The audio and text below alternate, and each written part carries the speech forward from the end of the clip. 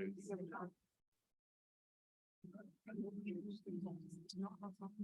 afternoon. Welcome to this Foundation for Science and Technology event. My name is David Willetts, the chair of the FSP. Welcome to our physical audience here and also to our participants online. At the Foundation for Science and Technology, we always appreciate the opportunity of getting out of London, and we try to get up to Scotland from time to time. It's great to be here in Glasgow with guests of the University of Strathclyde, and we greatly appreciate Strathclyde's hospitality, and also Fraunhofer. I have an enormous regard for Fraunhofer's, our catapults. We designed, modelled on the successes of the Fraunhofer model in Germany, and here at Strathclyde in Glasgow, you certainly that process. You've got your own Fraunhofer anyway. So it's wonderful to be here with the University of Strathclyde Fraunhofer. The timing is very good indeed, because the Scottish Government is about to produce its innovation strategy. And who knows, we may perhaps this afternoon get some subtle hints what might even be in the innovation strategy. And it's a very important development for the Scottish Government to be producing its innovation strategy. And I think all of us across the UK need to see what's in it. I'm sure that the ideas and observations across the rest of the UK we can learn from, draw on.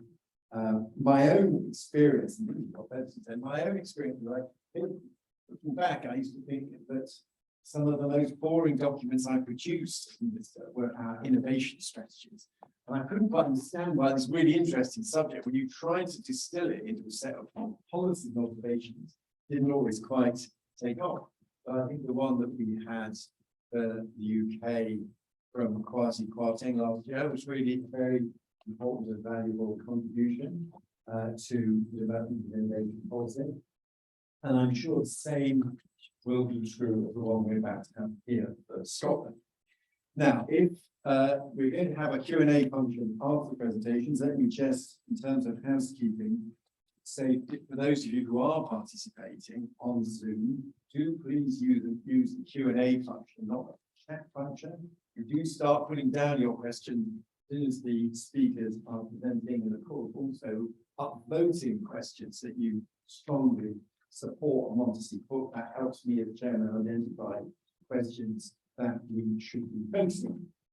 So without further ado, let me introduce our first speaker, Ivan McKee, MSP, who is the Minister for Business and Tourism and Enterprise and Trade in the Scottish Government. It's great that you found the time to come here and be with us today. He was brought up in Glasgow, where he studied indeed at this university. He's also studied at the University of Newcastle. He's had senior roles in manufacturing and business. He's also spent 2 years at PSO in Bangladesh. And Ivan, we very much look forward to hearing one of us.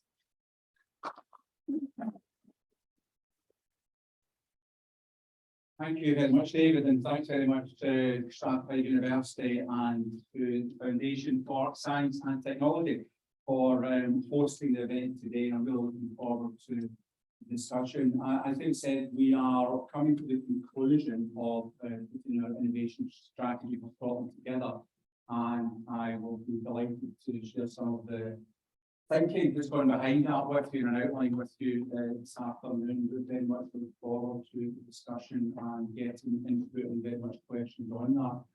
It goes without saying, of course, it's talking about a long history of innovation, and I don't need to elucidate for this audience how strong and robust and enduring that is, going back centuries, but very much continuing into the present day. And it's absolutely true to say that when we look at Scotland's industrial base now and in the future, that is very much built on our university excellence and our research and excellence that underpins so many of those, all of the sectors that Scotland's taking forward. I want to talk a wee bit more about exactly how we're positioning those through the course of this strategy.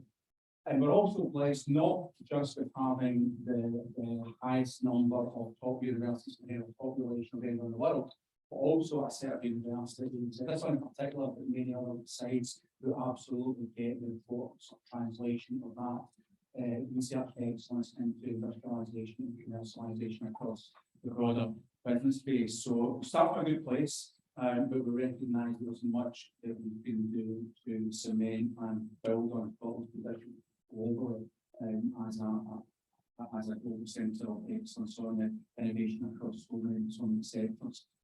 The strategy itself is going to sit alongside a whole suite of other strategies that we've brought out over the last 2 or 3 years. And it's important to recognise that there is no strong coherence because all of those are overarching national strategy for economic transformation that we published earlier this year is going to think of it as the umbrella. Underneath that, there are a whole series of pillars. From our export strategy that we published 3 years ago, our inward investment plan, which has much crossover to what we're doing on this innovation strategy, the digital strategy, infrastructure plans, and of course this innovation strategy is part of that suite. It's important to see those as a series of interconnecting pieces of work that mutually support each other. Before I go into some of the detail on the strategy, some of the themes we've considered, I think it's important to make the point that the strategy to be work for me, it needs to, in my opinion, face head on and do some of the hard choices that need to be made. It's not enough just to say there's a bunch of stuff and some born work and some general themes and then there and it's important tenets. So we'll frame up some questions and then it faces into those in an informed way and make some decisions. Which may or may not be popular, but I think it's important to do that so we understand where we are trying to get to. There's probably 6 things I want to kind of touch on very briefly in terms of the strategy itself. First is around about the focus. We've got to that, building on that principle of making some choices on renovation flavors, if you like, how we're going to identify the areas of focus we're going to do, how we're going to manage some of the challenge that presents, because none of this is easy and there are balances to be made. Second, I want to talk about is the role of the public sector in all of this. The next thing is about how we envisage the innovation and strategy to support and its delivery, institutions and infrastructure architecture that's around about that. I want to talk briefly about investment because that's hugely important, obviously, in terms of the delivery of the strategy and commercialisation.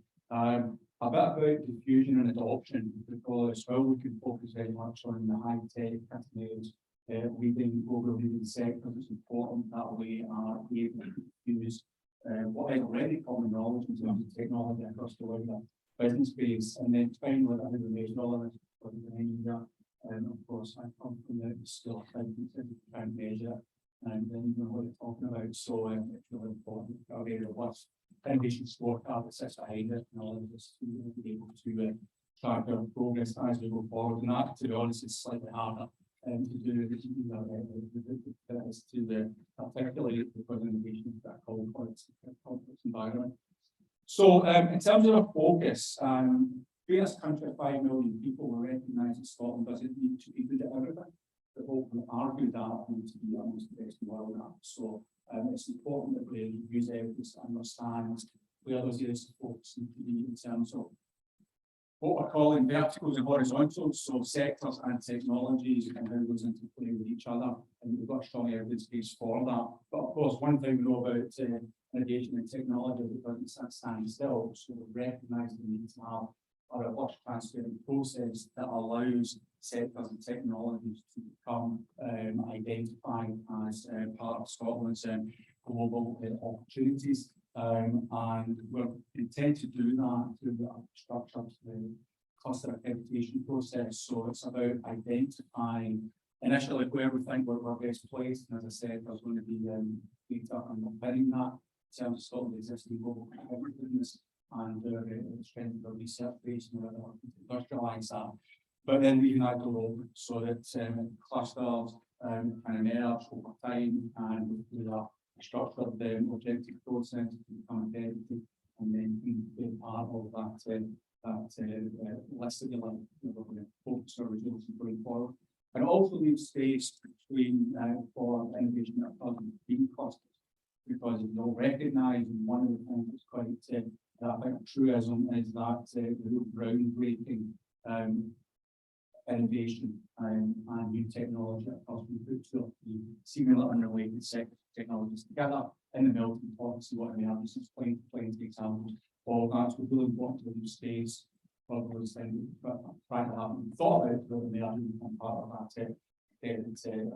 cluster process, and that allows us to allow space for those new technologies and the opportunities that emerge in a really driven from bottom up into infrastructure process.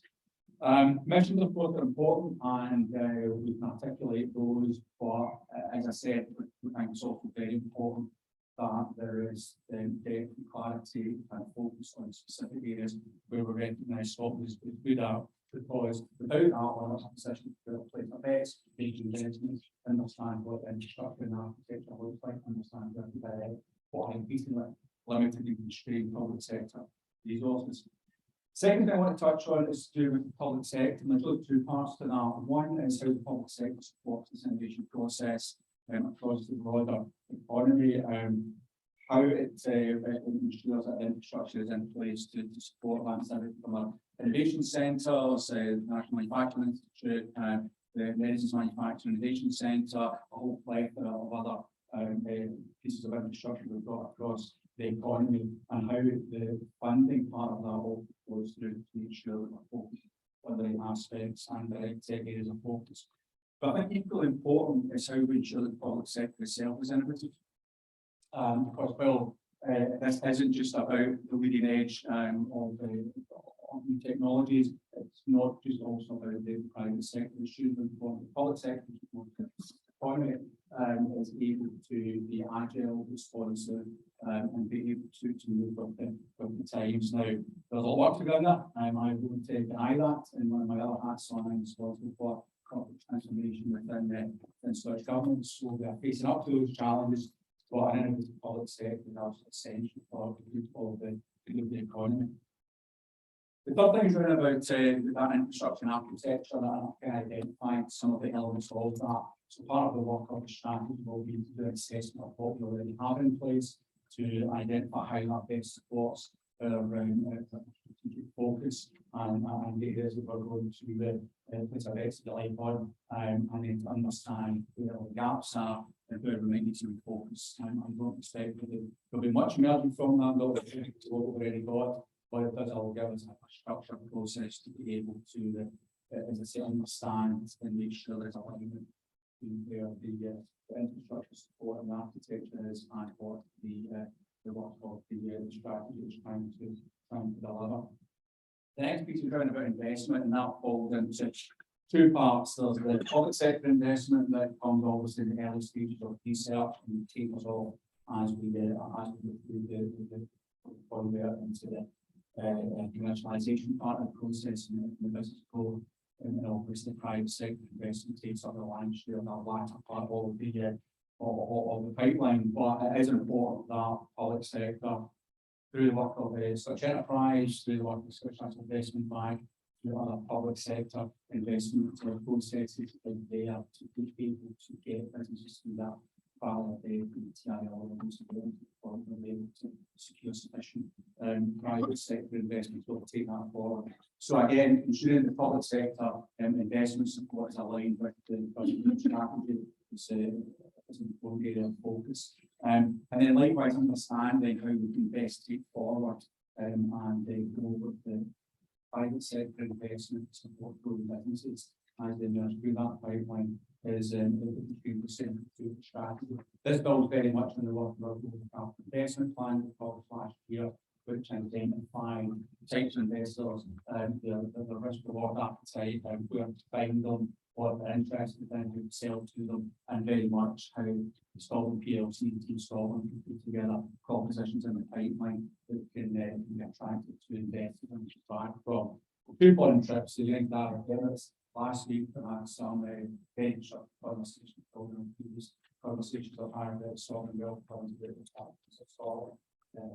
It's actually was coming to Scotland pipeline to secure investment and I will say the world a few weeks ago in my spoke to the US Canada where obviously working to secure private sector investment into the growth business in the private sector. So that piece of the investment pipeline is hugely important to build on the investment plan and innovation strategy. So that's all firmed up.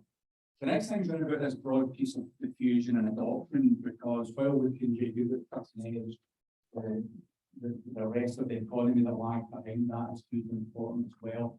We'll recognise that there's much to be done to get much of the existing business base, except particular sectors, and largely processing part of it, not exclusively the SME business base, up to with the currently deployed innovation and technology, never mind moving beyond that. So how do we take that forward, how do we track that, measure that, how do we deliver that, all the strategy. And then finally the piece on metrics and how do we measure that. And I think it's quite interesting on reflection. When we wrote the export plan with one metric, exports as a percentage of GDP. We wrote in our investment plan with pretty much one metric, or a couple of metrics, so much.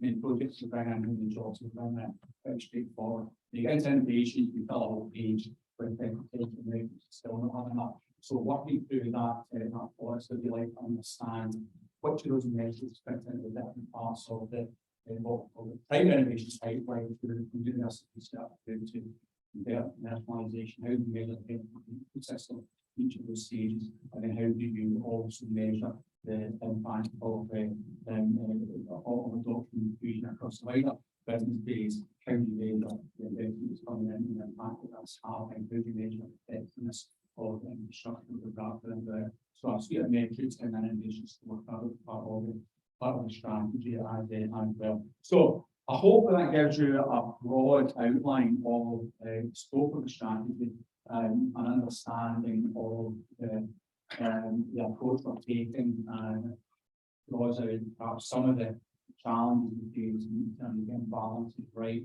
and personal events to be agile and flexible at the same time, and between public sector and also useful private sector very much to be part of that process to ensure that the leading edge and sectors when installed is globally excellent at, while at the same time ensuring the rest of the business space and the wider economy is taken back to adoption and diffusion. And I look very much forward to the questions, because this is not again. For this time, we are very interested and keen in observations ranging from the you thought about this to look to that. Someone else who didn't work. So open season on that, and look forward to your comments and discussion. Paul, thank you very much.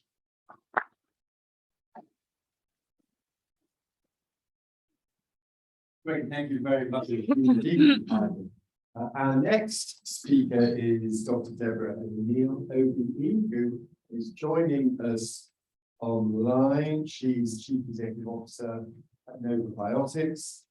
She is a biotechnology entrepreneur and immunologist by training, with lots of development experience both in drug discovery and development, serves on the board of the UK Bioindustry Association.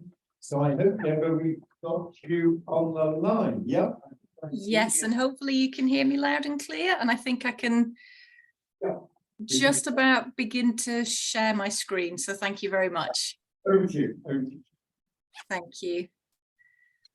And good afternoon all, and apologies on behalf of ScotRail for me not being able to be with you. The Inverurie to Glasgow service is often questionable on a Monday anyway, but absolutely no chance today, unfortunately. So I will share my slides.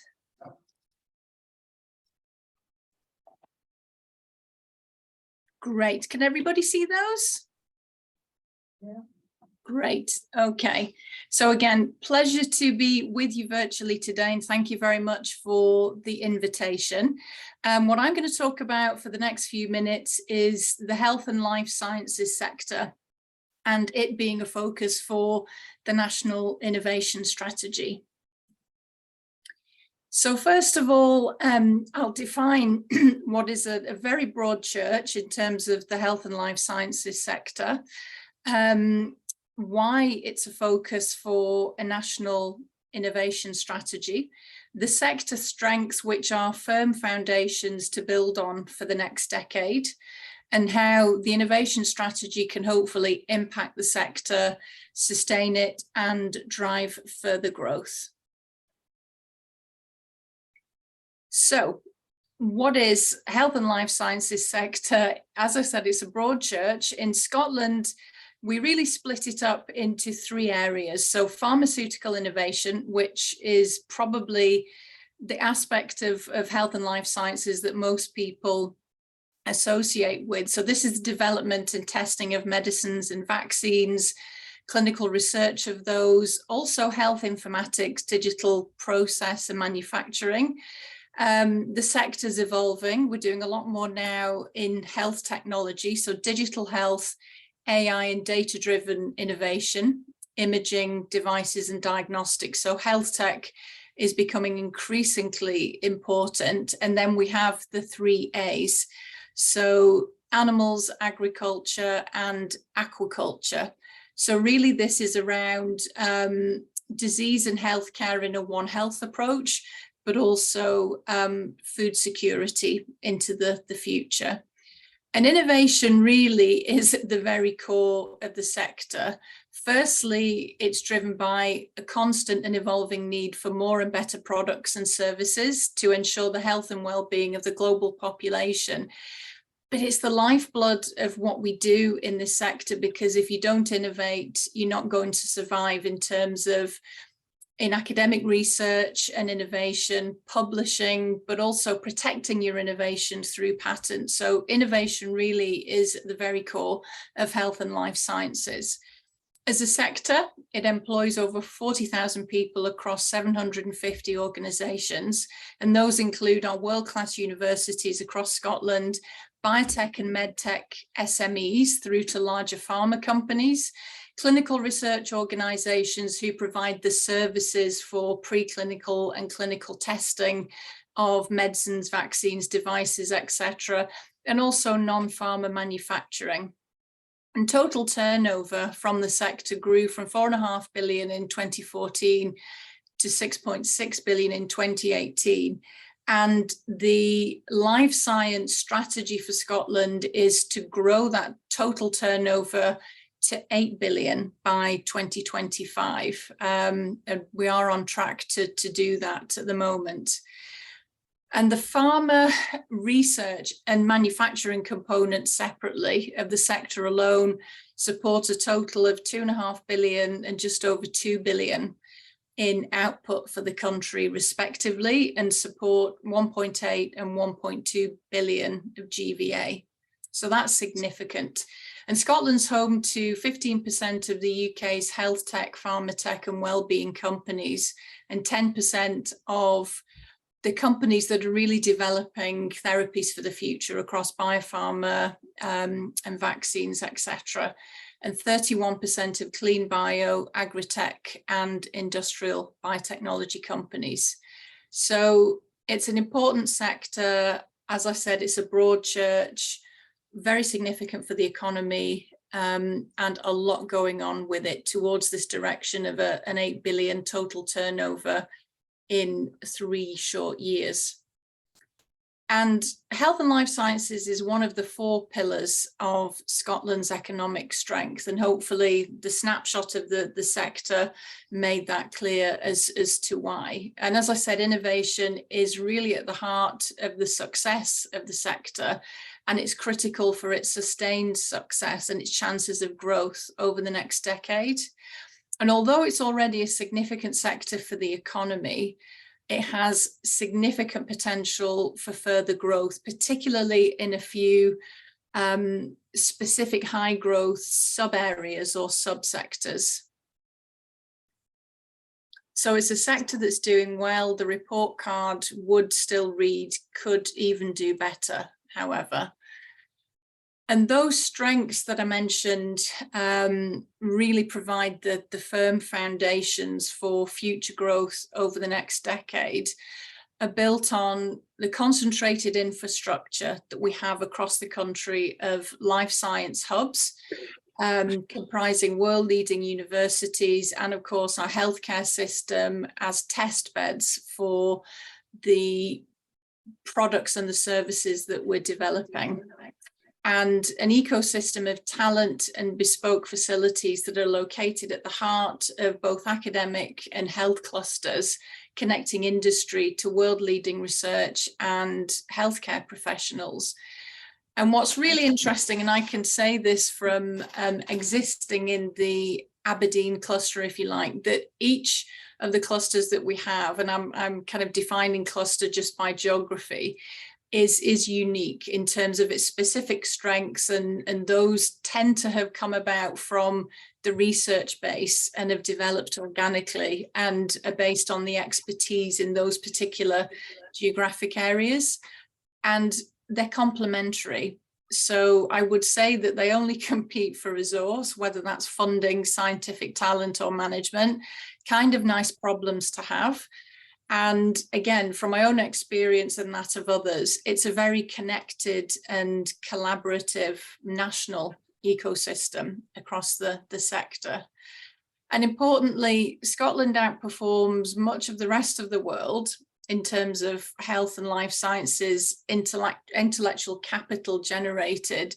And you can measure this through a number of metrics, and metrics that measure innovation across the sector. In terms of the proportion of medical publications that are in the top 1% cited globally, Scotland's world leading, along with the UK, but we come out in terms of the UK life science competitiveness report, we're number one, over 13 different countries that were assessed. And also we lead a lot of the rest of the world in terms of life science patents filed per population, but also based on the investment that went into that research base to generate those patents. And interesting example, the number one location in Europe for research impact in biomedical and health sciences is actually Dundee. So even on an international scale, Scotland already performs well, and there are significant strengths here across health and life sciences that we can build on to do much better and maintain and grow that competitive advantage and lead, if you like, over the next decade.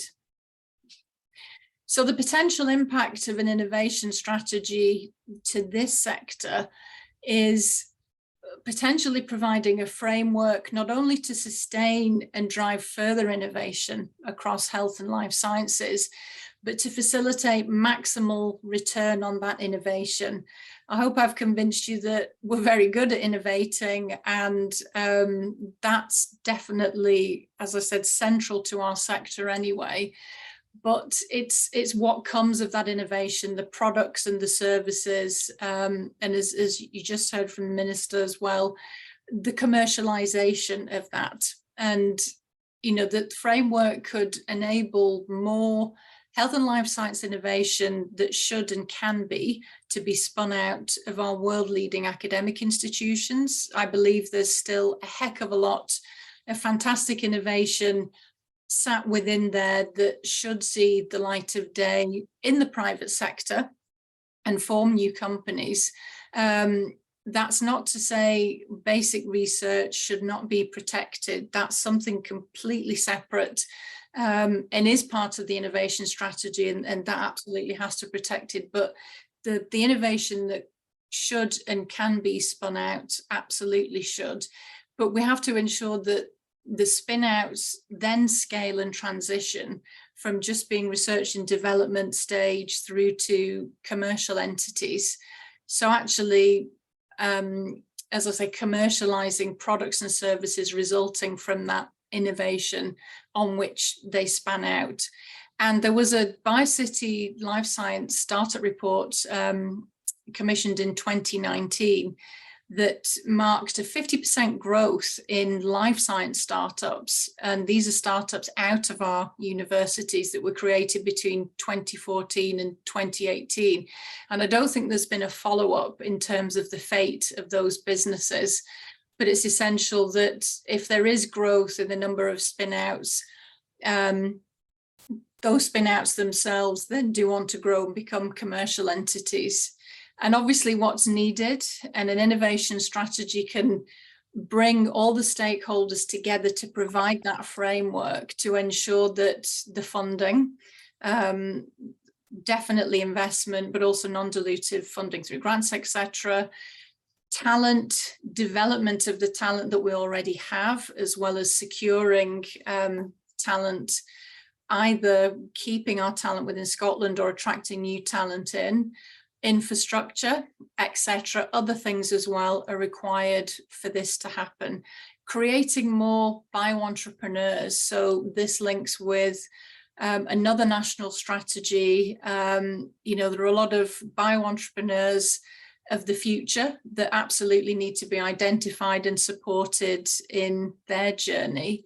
And just some images on the right-hand side in terms of the infrastructure piece. Scotland is certainly making headway here to make sure that the infrastructure, the facilities are there to allow the strengths that we have across the sector to come to fruition in terms of space for new life science companies, innovative manufacturing. So the £40 million investment in the beautiful biohub that's here in Aberdeen, it does actually now look exactly like the picture because it's nearly ready. It's going to be open next spring. 65 million of investment in the National Manufacturing Innovation Centre in Renfrew, and also more recently in Dundee, what will be a 25 million investment in a facility within their bioscience cluster. So we are addressing this need for infrastructure, homes for the innovation, the companies, hopefully to transition to commercial stage, which is really important. And this will help retain companies and talent within the country, as well as attracting companies and talent into this life science ecosystem, if we can further develop that and make it even more attractive. So there's certainly the potential through a strategy to build on the sector's already strong foundation so it can be sustained and grow over the next decade and really play a role in delivering on realizing the full potential of the impact of the sector on the economy, which I don't think we're there yet by any means. We could do better, there's more to come, and hopefully way beyond the 8 billion turnover that the sector is focused on for 2025. So to close, innovation is the lifeblood of health and life science sector. And in turn, this sector is key to the Scottish economy, already punches above its weight in terms of innovation metrics and a lot of other things that I didn't share. I could go on, but can and must do even more. And this is where a national innovation strategy can certainly assist and really drive outputs beyond intellectual assets and get that return on investment from innovation or return on innovation from priority areas or subsectors with real high growth potential within the sector, and those can certainly increase. And driving commercialization of products resulting from that innovation, those intellectual assets, whether they be medicines, devices, diagnostic services, all of which address healthcare and well-being needs for global markets. And also more investment secured, jobs created and retained. So the current innovation ecosystem within health and life science has to be protected and sustained, but can certainly be enhanced further to achieve those outputs and drive even more impact nationally and internationally. And that's going to be essential if we're to reach that 8 billion turnover target in a few short years' time and continue to grow over the next decade beyond that. And importantly, continue and do even better in being a leading contributor to meeting the constant and evolving need for more and better products and services for the health and well-being of the global population. So with that, I will thank you very much for everybody's time and hope there were no technical glitches at that end.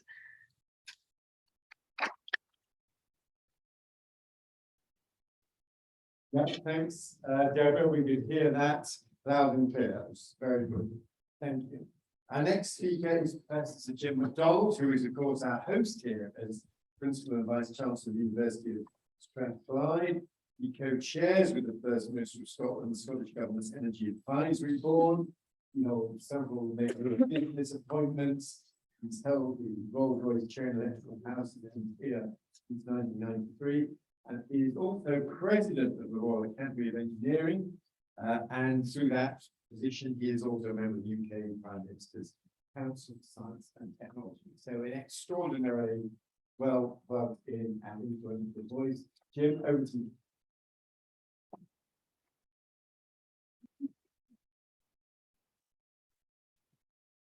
Very much, David, Minister. Thank you very much, ladies and gentlemen. I think what I'll be able to do is maybe reinforce some of the messages that I and Deborah has shared with us over the past half hour or so.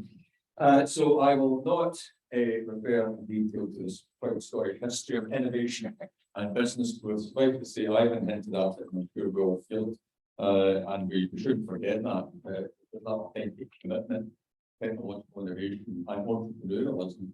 Hasn't gone, it's perhaps slowed down a little bit over the past few years because of external effects, but nonetheless, we're building on a real position of strength.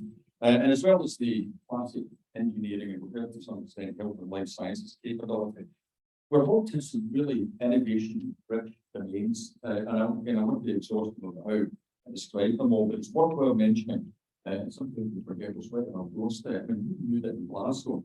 We've had the largest small satellite manufacturing capability outside California. One of the biggest capabilities, 160 companies around here, almost a self-forming cluster. And I think the point was made earlier on, as well as providing and identifying opportunities. We have to also support nascent self-organizing business to make sure we get behind them, as well as doing some engineering to make sure it works effectively for the Scottish economy beyond that in the UK and probably beyond. Quantum photonics, there's some Professor who is the government's advisor quantum will tell you that the NA corridor is one of the world leading capabilities around photonics, particularly the quantum as it is growing now, and you can see that around photonics is a £2 billion industry already, with 80% of business they do being exports. So it compares very favourably with the numbers we have from Deborah around the pharmaceutical industry, but it's not competing across these sectors. And I can touch on it. It's also finding and navigating the wide space between many of these sectors and digital technology and net zero in particular is going to be a cross-cutting capability. And we've got a world-class quantum corridor here in Central Belt, just next door from 10 squared lasers, innovation hub. We're currently working on new architecture for the quantum computer with that commercial opportunity in mind. Big question for us, really at the heart of the developing innovation strategy, meaning the that innovation strategy group of interest last week. Probably the I would say I would capitalize the audience for getting there and the key highlight some of the emerging themes. But we need to ask ourselves, well, how do we really capitalize on this?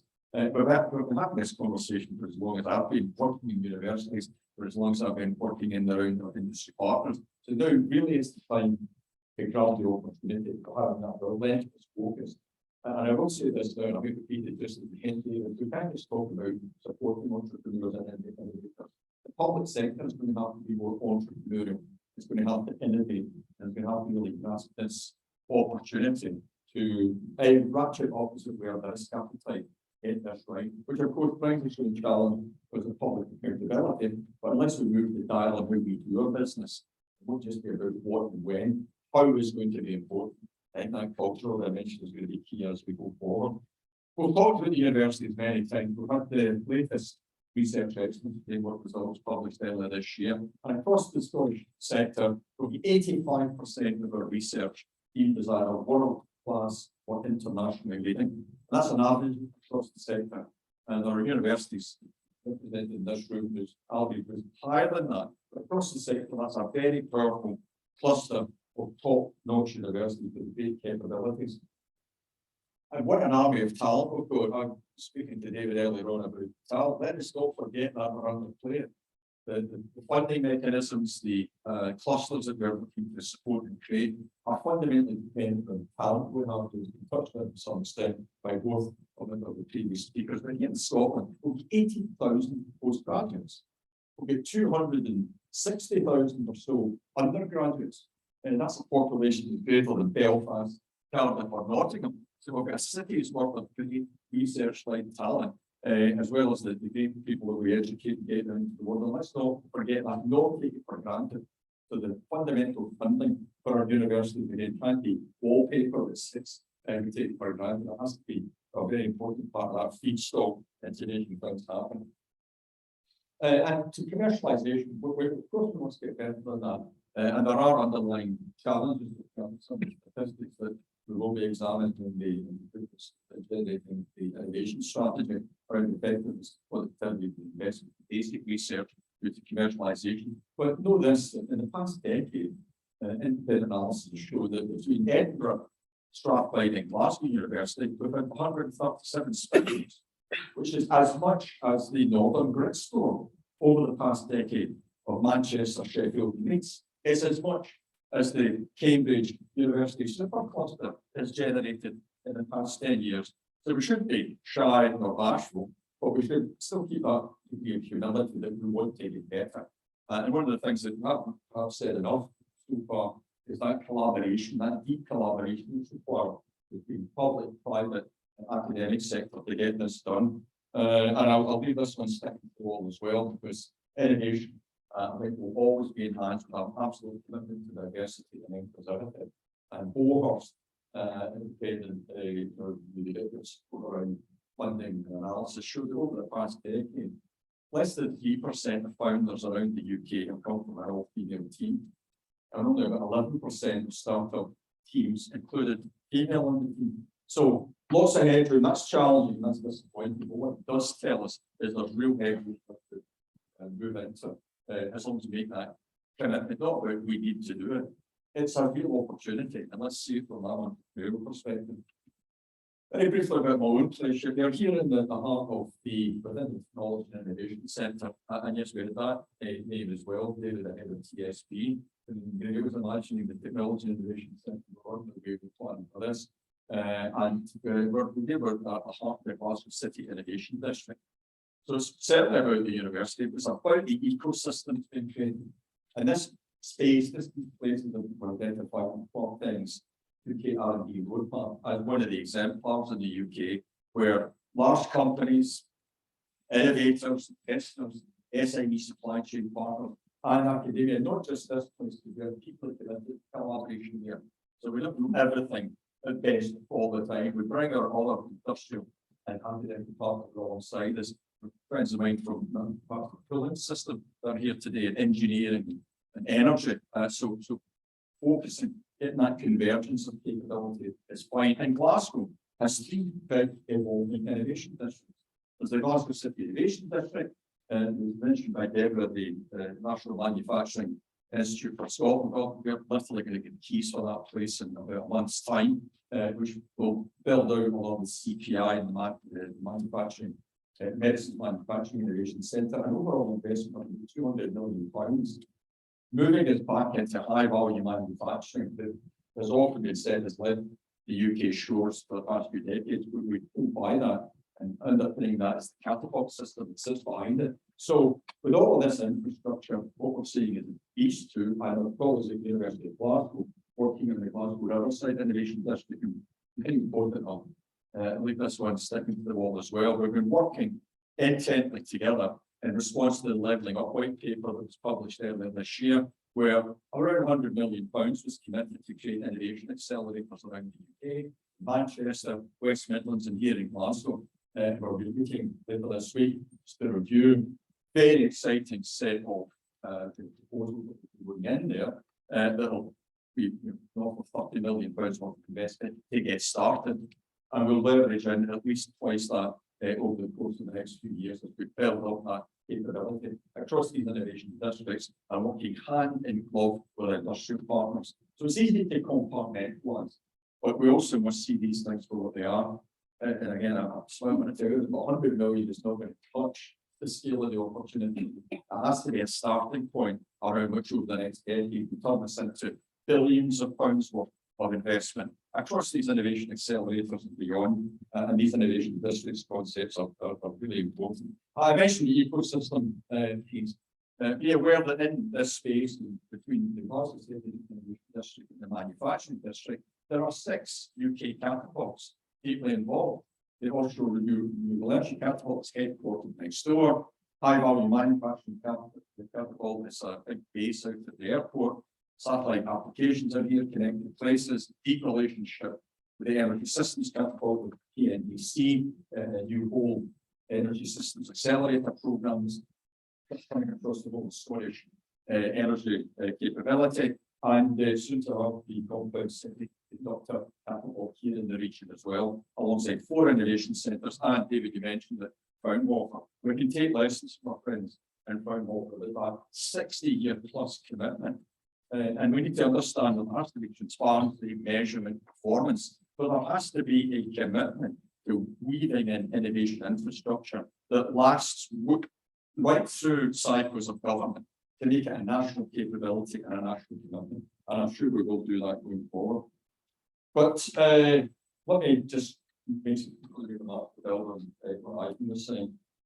I truly believe that with regard to the Scottish innovation strategy, we can surely become one of the most innovative small nations. Sometimes that was a self-limiting comment, but we should be proud of the fact that we're big enough to be important. We're small enough to be nimble and agile and move quickly to capture these opportunities. And we'll get the ingredients for success. I don't buy recipes, by the way. I think that the key thing is ingredients. Talent, great research capabilities, a good investment support infrastructure, late stage R&D. I won't go into that detail. I commend the Royal Academy of Engineering for late stage R&D, which is up to TR, technology readiness level 4, 5 and beyond. It really drives that research output through that proving at scale, that de-risking, and then ready for productization, and companies then scaling up their investment to take it into the market. So these ingredients are important. But look across the world, there's no magic ingredient. There's a set of ingredients, no magic recipe. It's about government, academia, and industry working together to identify what's important, not only nationally, but in these individual clusters, because each of them have different industrial makeups, they have different supply chains, they have different technological risks, and different market opportunities. So that nimbleness and ability is very important. But remember, this is for a 10-year horizon. That this sits alongside Mark Logan's work around the Scottish technology ecosystem review and the national strategy for economic transformation. But again, I would counsel us all that what we can't have is lots of parallel streams. We need to get some convergence around these strategies and say, what is the handful of things that we really need to do? And that will include those sectors that we're going to concentrate on, not to the exclusion of others, but where's the concentration going to be around health and life sciences, medtech, energy, manufacturing, quantum, phonics, and the likes. And the evidence base I talked about is there to be given some assurance of what needs to be done. And we do have to make sure that journey to innovation is supported. And I would say, without saying how it should be done, I think we need to have a good hard look at how the Scottish agencies are made up. Scottish Enterprise, Scottish Funding Council, alongside SC, there's Highland Islands and South Scotland Enterprise. And I'm not saying tear it down, start on one sheet of paper, but we need to have higher levels of expectation to say, where is innovation going to be led from? Because everyone will say, well, I do innovation. That's great, but how do we channel the resource? Every company will have to take that empathetic and supportive journey through what, if they're outside looking in, looks like a jungle. Let's be frank. It's not because people aren't working well, or of course they are professional people getting these activities. But I think we need to declutter, focus, and then get going. And we're not going to get it all done in 10 years, and you know that. But with our discussion last week, I think what we could say, what does the next couple of years look like to get that confidence, building the platform, and getting underway so we can start delivering some of these benefits. So let me conclude by saying, again, let's not take the investment for granted. Note that Research England committed an extra £30 million last year for commercialisation of this announced, another 20 million. So we need to be cognizant of that. And it's not about we're competing with anyone, but we need to match up the level of expectation in innovation, commercialisation, and entrepreneurialism by getting results behind it. But I was speaking to Mark Logan last week, and rather than covering a big ask for government, let's make this a very exciting investment proposition, and the money hopefully should fit behind it. So my overall message, got really exciting place to be, great universities, great people, and a growing level of exciting ambition. There's an opportunity for this innovation start here, I think, to make a difference now in the next few years, in the next decade, and today that will be an important part of that. Thanks very much.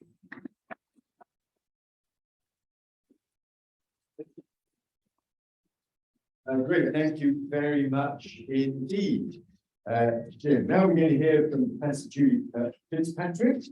She was appointed Chief Scientific Advisor for Scotland in June of 2021. She also remains actively involved in research herself, and she is a fellow of the Royal Society of Edinburgh. Very grateful for Julie for joining us. Look forward to you.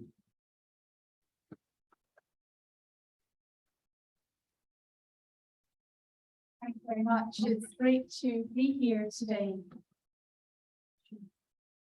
It's great to be invited to speak to you today about my view on Scotland and innovation. And I'm going to cover some of the areas of innovative excellence that I've seen in my time as CSA for Scotland.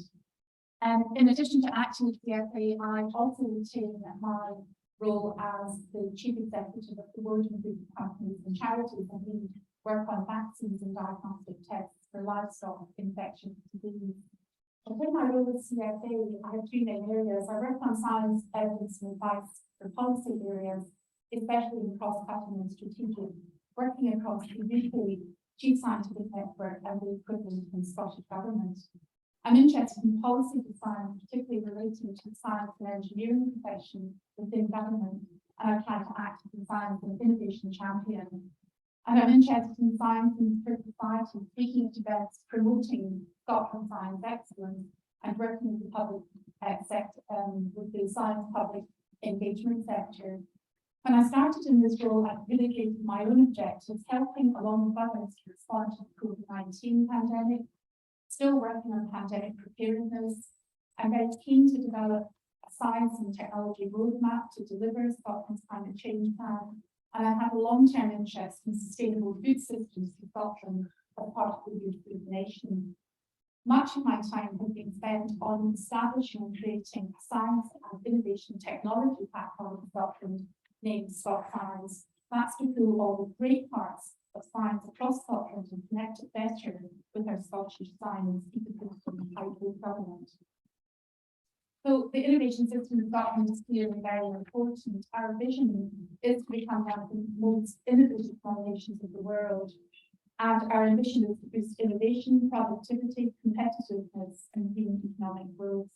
Ultimately, it would be great if our innovation was as good as the best performing OECD countries.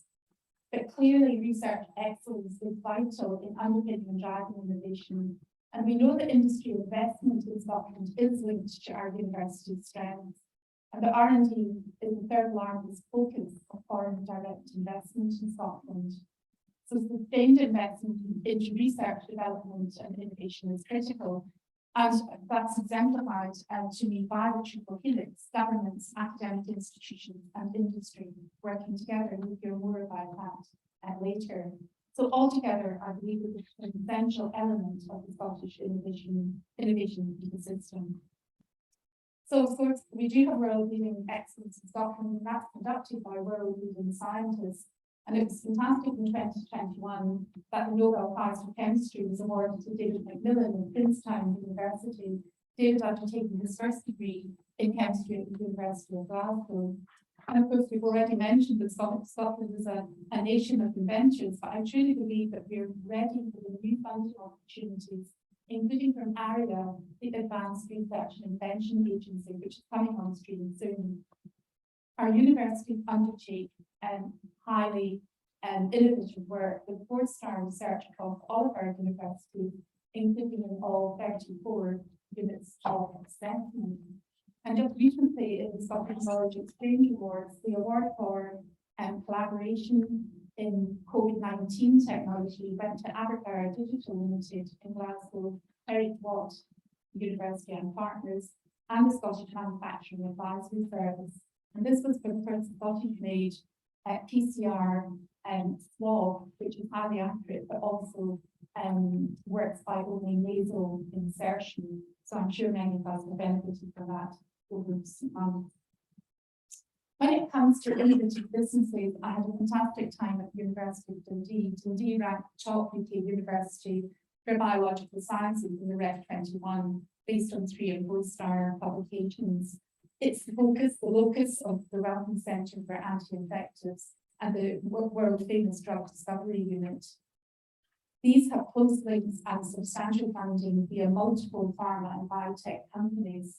And when I was there, I was speaking to Sir Mike Ferguson, and he and others are developing the Life Sciences Innovation District as part of the T-City Biomedical Cluster and City Duo.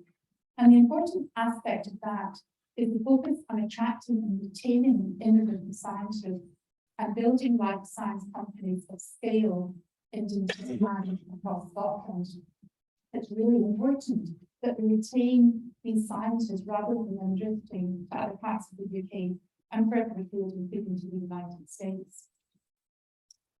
When it comes to investing in innovation, one of the best places to do that seems to be Aberdeen. An example being the Centre for Energy Transition at the University of Aberdeen, working on wind power, hydrogen, geothermal, wave and tidal decommissioning of different scientific disciplines important for energy transition. The formation of the GeoNet Zero Centre for Doctoral Training has been critical to this. 12 UK academic institutions in partnership in the areas of geoscience and more, and investment in training by over 10 industry partners. The Centre for Doctoral Training has 178 PhDs enrolled, and 75 of those have completed their studies, all then going on to be employed in relevant sectors. I think this is a fantastic achievement and shows the scope and the scale that's required in order to produce innovative scientists for the future. The Centre for Energy Transition also hosts the National Energy Skills Accelerator, a collaboration between universities, colleges, and skills development in Scotland. This organisation being the receipt of an SFC Pathfinder and a Scottish Government Just Transition Fund. But when I was speaking to Professor John Underhill, he emphasised that further support is required, particularly for postdoctoral scientists who wish to retain their interest in the academic sector in addition to the industry sector. And we also discussed the importance of the skills escalator, how we ensure that school leavers, apprentices, graduates from our colleges and universities are ready to take up positions in industry relating to energy provision. I agree completely with previous speakers about the very important role of the public sector in innovation. And this image is of the National Performance Framework, and I've attached a gold star to the 3 areas that I think are particularly relevant to today's discussions. The top one is an entrepreneurial economy, to the bottom right, with a talented and skilled workforce, and the other gold star is innovative business. And all of these are essential if we're to develop in Scotland, or if we're to deliver our main strategies, the National Strategy for Economic Transformation, Net Zero, reducing inequalities and child poverty, and more recently, the response to the cost of living crisis. But in Scottish Government, we have over 600 directly employed scientists producing some fantastic science and innovation, which will help us to deliver to these strategies. One such example is Marine Scotland, and here you can see by my images the multiple areas that Marine Scotland works in. The marine funds supports fisheries, aquaculture, and environment, but also new and innovative business ideas. It focuses on science related to offshore wind, marine ecosystems, including the use of environmental DNA, and diseases of aquaculture species.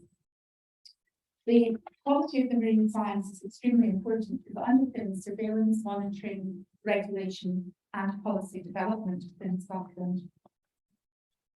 Scotland is also fortunate to have a good number of institutes collectively called SAFARI. These are the Scottish Environment, Food and Agricultural Research Institutes, and those focus on strategic policy-focused research where adoption and diffusion is extremely important. The images here indicate the Rowett Research Institute working on hemp as a sustainable source of both protein and oil. The James Hutton Institute working on indoor and vertical farming, which has the potential to use renewable energies. BIOS is measurement of coronavirus in wastewater, correlating very well with the case rate of COVID across Scotland. The Dairy Digital Centre, run by SRDC in partnership with other businesses in the southwest of Scotland, aiming to decarbonise the dairy industry. And then two examples of international impact from the Royal Botanic Gardens of Edinburgh, monitoring the deforestation in Southeast Asia related to the production of tyres and other rubber products. And then my own institute, the Northern Research Institute, the image on the right of the screen, showing our vaccine against the first gut-dwelling nematode worm of any species, in this case a worm affecting sheep, and with the creation of an Australian spin-out company and selling the vaccine there, but with the royalties and other income coming back to Scotland. So we have a very vibrant institute sector. Another important aspect of the innovation infrastructure in Scotland are our innovation centres. The icons here indicating their various names: Scottish Agriculture Innovation Centre, Census, Data Lab, to name but a few. There are 7 innovation centres, and these were created in 2012, and they are there to essentially support sectors with strong research and growth potential. They have very strong links and part funding from industry, and they draw significantly on the research excellence in Scottish organisations. When it comes to delivering innovation, the example that I have here is in health and social care, and I'd like to thank Dave Anadomenchek, who's in the audience, for providing these slides. And basically, there's very much a broad agreement that the pressures and challenges facing healthcare can only be addressed if we have outcomes improving, experience enhancing, and value-added innovations that can be identified and adopted. And that perhaps radical and disruptive innovation at scale has become a necessity. And the challenge is that we have lots of activity in this area in Scotland, but it's rather uncoordinated with many players. So there's huge opportunities to increase the momentum in this area. Data is the burning platform of innovation, which I think we can all see from. So this work has been undertaken via the Chief Scientist Office within the Scottish Government. And 3 regional test beds have been set up in the north, east, and the west of the country. Test beds are where public sector assets are used by industry to test their innovations in situ. With over £3.5 million invested in this financial year in these test beds and in the Scottish Health and Innovation Partnership. The innovations to be used in the test beds, or which are being used in the test beds, are not just pharma, but they include medtech, particularly medical devices, and digital, including AI and machine learning. And again, this refers back to the triple helix, the importance of government, academic researchers, and industry working together. And the icons in the industry partnership indicate the strength of these partnerships, and the fact that this initiative can act as a one-stop shop for industry wanting to test their innovations. And finally, in this area, in continued investment in the Accelerated National Innovation Adoption Plan, or the ANIA. The key element of this innovation is that all of the main health organisations within Scotland are working together with a single purpose, and those icons are listed here in the centre.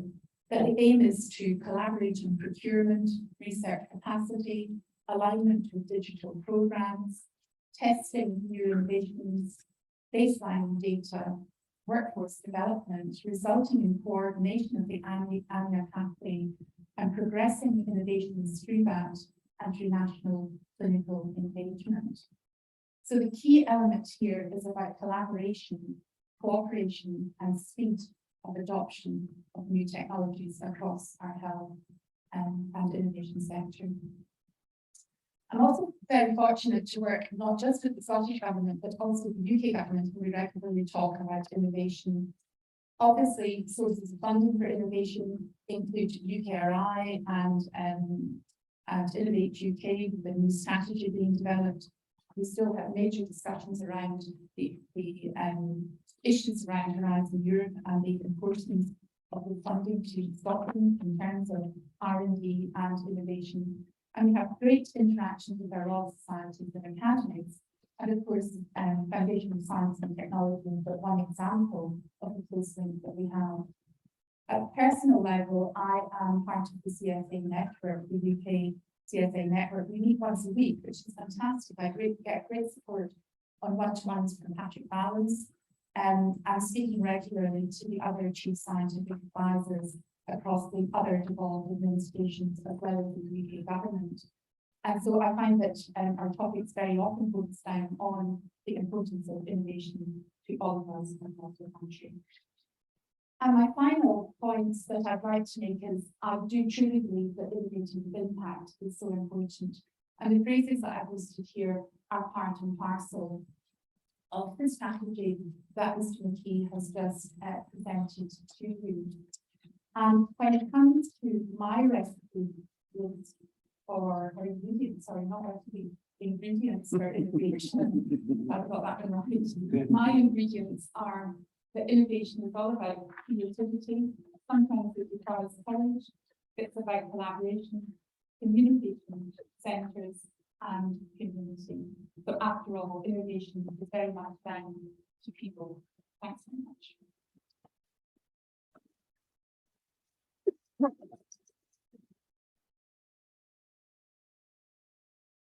Thank you very much, Julie. We now have our final speaker with a distinct perspective, Professor Rick Delbridge, who is Professor of Organisational Analysis at Cardiff Business and co-convener of the Centre for Innovation also at Cardiff University.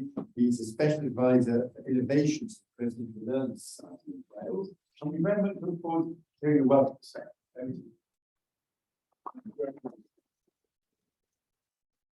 Thank you. I am quite an interloper here, as you said. I do like wandering around, don't I? I'm quite an interloper here, as you've just heard. I'm from Cardiff and I'm also a social scientist. But I hope to offer some reflections on work I've been involved in Wales, specifically, and some discussion around innovation policy being taking place somewhat in parallel, actually, with the timing of the conversations that are taking place here, to offer some reflections from the periphery, much of which will resonate, I think, with what we've heard, but perhaps also maybe some opportunity for comparing and contrasting. So, Welsh Government started its innovation strategy review around 18 months ago, and we provided a report that included looking at some of the statistical data, but also conversations with around 50 stakeholders in the ecosystem in Wales. And that raised, I think, quite a number of interesting views, which I'll touch on as I scroll through the next few slides in terms of some of the recommendations we made. As you heard, I have a role with the Learning Society of Wales, and we've been convening a series of roundtables to bring people together in discussion, Chatham House, including, I'm glad to say, input from Scotland as one of the innovative small nations that we're interested in hearing from and learning from. Also the Basque Country, which is a very interesting case of universities, government and industry working collaboratively together. And I'm also involved in a specific initiative working closely with the Cardiff Capital Region, which is one of the 4 city and growth deals in Wales. And I think certainly in Wales, that regional level of activity is crucial in moving from big picture ambitions around mission and challenge to developing a scale and scope of activity that people can actually recognise themselves in and turn some of these big and ambitious narratives into practice. So I'll give you a flavour of those things in the next few minutes.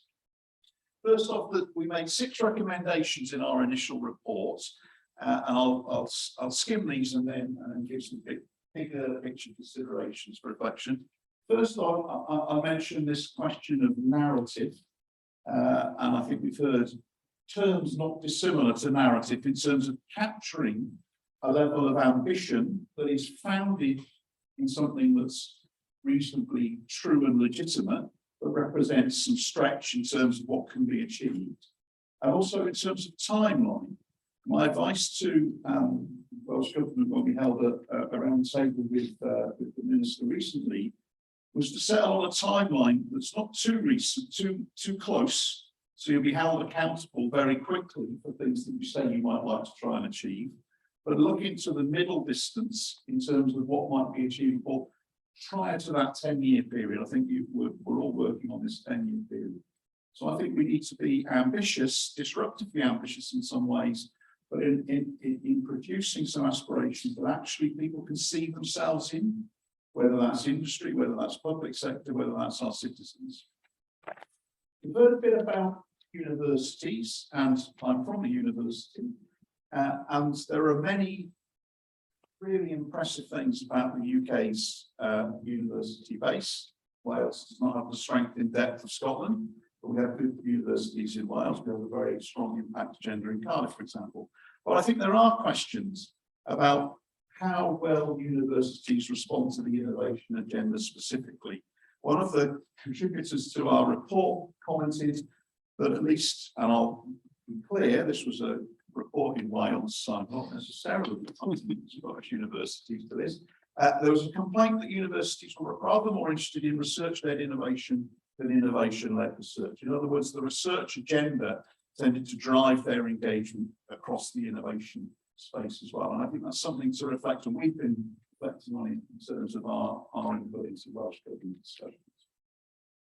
The third and fourth points do speak, I think, to some of what we've heard, but perhaps are in the spirit of broadening some of the conversation around, for example, the clusters of competitive advantage. As we've heard, it's important that innovation strategy identify, support and lever those key clusters of world-leading activity. Our view is that in Wales, at least, where perhaps we're not as burdened with choices to take when it comes to world-leading clusters of activity, we need to ensure that what comes in this next phase will continue to support SMEs and what I think somebody called the nascent or future clustering of research activity. And of course, part of the issue there is you don't know what that will look like. But if you don't invest in what we've come to borrow a term, innovation commons, if you don't invest in the innovation commons, which at least at this level of discussion sounds somewhat analogous to the idea of the ingredients and all the recipes, then you're limiting the likelihood of future innovation emerging in successful ways. So we're keen to ensure that level of investment across that range of different raw materials or ingredients continues to take place. And certainly from our point of view, the innovation agenda needs to embrace the world-leading science and technology we have, but it also needs to take a more capacious socio-ecological view if we're going to actually successfully engage in innovating to address some of society's main challenges, for example, around climate or around health. So we have been working, and I'll come on to say a little bit more about this, we've been working with the Cardiff Capital Region specifically on a challenge fund that's designed to engage the public sector in problems that they are currently wrestling with in order to try and create innovation opportunities for the innovators in the region and beyond. Looking to leverage public procurement and actively shape, to some degree, shape some of the market activity that we're part of. Final 2 points are more specifically Welsh, but they do, I suspect, speak to issues that are also being wrestled with here in Scotland around an increasingly complex polity. So Wales now has 4 growth and city deals, each of which are in in process of becoming economic regions, and the articulation of those and the funding they get from the UK government alongside Welsh government is proving challenging, shall we say. And so there are issues there to be considered. And we also advocated, and I'm not saying we created it, but we advocated the adoption or the restructuring of innovation, so it's much more clearly in the economy brief, and that has been addressed. And what's interesting in where Welsh government have taken these conversations to date is they've put a lot of time in thinking about how the innovation agenda can be incorporated into each of the divisions of Welsh government and allied to our Future Generations Act, which is a particular policy in Wales that requires all policies that are developed to be mindful of future generations' implications. So big picture considerations from those around narrative and around actually how government organises itself to be able to support innovation. There's emphasis on an innovation commons, recognition of the importance of the underpinning skills, capabilities, data, connectivity of innovation, and where new clusters and entrepreneurship might emerge.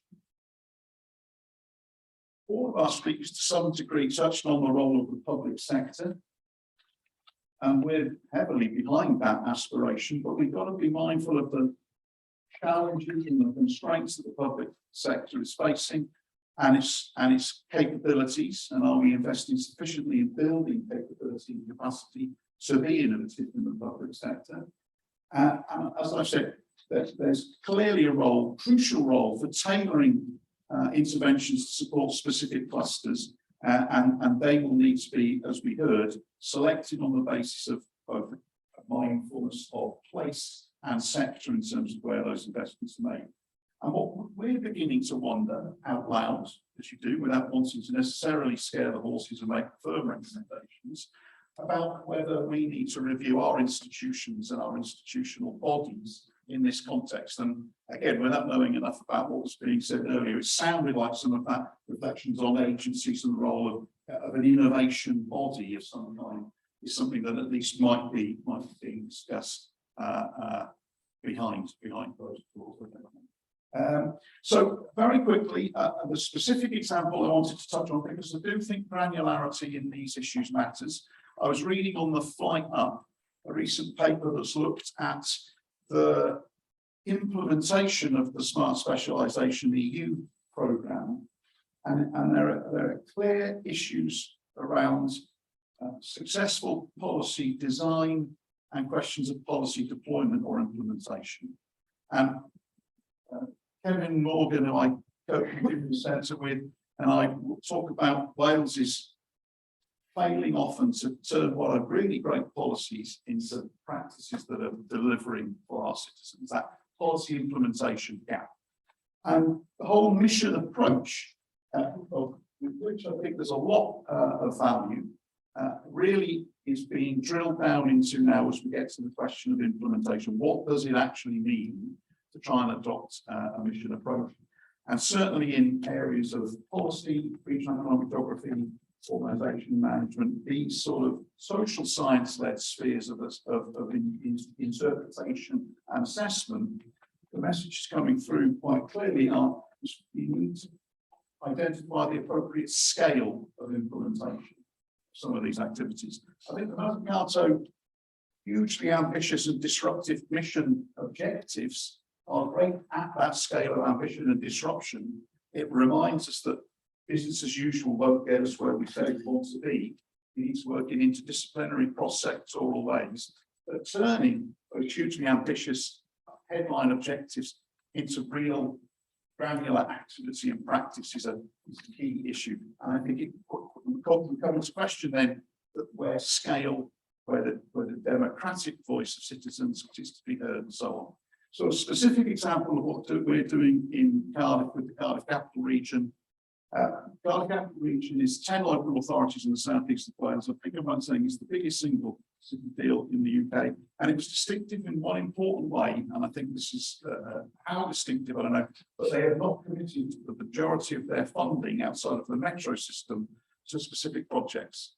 So they're busy building a portfolio of investment funds, looking to create an evergreen investment fund and looking for a series of innovation acceleration interventions into the region. And we're trying to help them as best we can. What we've done so far is design and deliver in partnership this challenge fund, which is based on well-established tools such as SPRI, innovation prizes, innovation partnerships. What it does is take public sector organisations in the region who've got a public service delivery problem for which there's no existing solution readily available. And if it looks like it can be crafted in such a way as to put a challenge out into the innovative communities, then we'll run with that and help them shape a challenge. We can then seed fund market testing in initial stages of trialing for new products. And the example we've run all the way through to completion started during COVID, and it was how can we train people in clinical practices during the pandemic. And we ended up funding 2 virtual reality and simulation technology firms to produce new products, new training products for tracheostomy and other clinical processes. So it's worked quite well in this procuring of innovation, but what we're keen to try and do is use this as something of a spearhead for innovating procurement, particularly in the public sector in Wales, and leverage the public purse there. So final couple of slides. We're very keen on the innovation ecosystem perspective. You've heard that quite a bit today. I work in a business school, so we need to have some alliteration. So I've got 4 C's. So I think if we're thinking about missions, let's think about some of the components that might be brought together in a mission approach. We've heard about clusters, well-established innovation strategy, absolutely vital to regional innovation strategy. I've mentioned the commons or the raw materials of innovation. And the Challenge Fund is an example of what I would call this catalytic intervention, an attempt to energize and nurture innovative activity, particularly in our case at this point in the public sector. And I think the 4th C is around reflecting on our own capability and capacity to deliver on this agenda. So the sister program to the Challenge Fund is actually European funded program of capability development for public sector employees in the region. A program called Infuse, where they're introduced to techniques around data, action, and the whole challenge-oriented innovation approach. I think we need to ensure that while we're identifying these leading science and technology clusters, we're also mindful of the capability, the training and skills that are needed, not just by those clusters, but also in ensuring that those spillover and wider effects are delivered. So final slide, some points of reflection that hopefully will resonate. I think they resonate with what we've been hearing. So complex political context, we've been talking at a national level, but I'm sure you have some of these same questions of articulation between the subnational and the national. The challenges in this multi-level policy of accessing and coordinating research and innovation funds in a post-EU context. Emphasis on place-based and inclusive approaches to innovation, which builds on clusters, but also identifies opportunities around challenges and what we've come to term micro missions, something that is recognisable and operates at a level of scale that people can see themselves as part of. The innovation commons and regional capability, what capacity are we lacking to be able to deliver on our agenda? We heard some of the ingredients from Julie a moment ago: collaboration, coordination. I think a narrative that is founded on something that's defensively legitimate, but is aspirational. People can recognise themselves and where that wants to take us in that story. I think is really important. And then an open question around whether our institutions are fit for purpose. Thank you very much.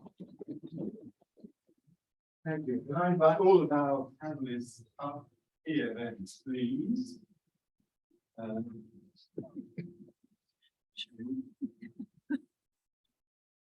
Good.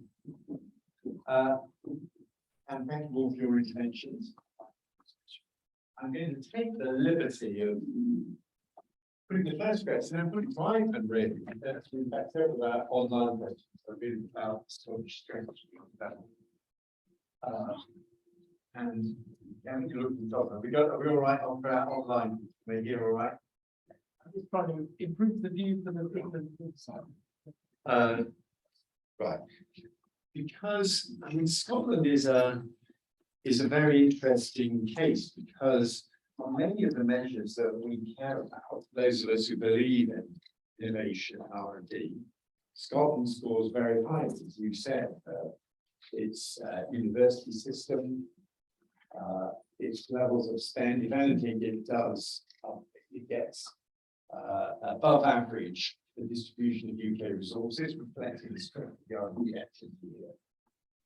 But when you then look at the final economic outcomes, productivity and GDP per head, Scotland doesn't seem to show the economic outputs that you would hope to see from the relative strength of the input. So I'm interested in, first of all, you think that's fair analysis, and whether, if so, how your innovation strategy might tackle that, and so how Scotland would look different in a few years' time of the strategy being.